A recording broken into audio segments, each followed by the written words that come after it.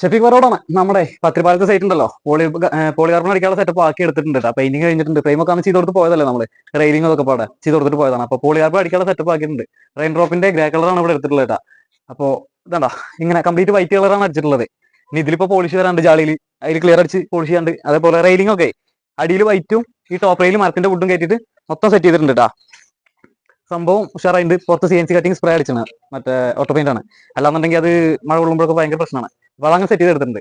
Top എന്നുള്ള കാഴ്ച കാണിച്ചു തരാട്ടാ. വാ അതുണ്ട് നേരെ ഉള്ളിക്ക് വന്നാലേ ഇവിടെ നമ്മൾ റെയിലിംഗ് ചെയ്ത് കൊടുത്തിട്ടുണ്ട് കേട്ടോ. ഹാൻഡ് റെയിലിംഗ് അത് ആ മരം അടിച്ച് സെറ്റപ്പ് ആക്കി എടുത്തിട്ടുണ്ട് കേട്ടോ.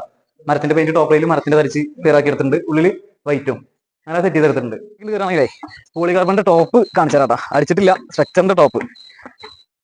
നേരെ ഇതിൽ വന്നു കഴിഞ്ഞാൽ ഇതാണ്ടോ ടോപ്പ്.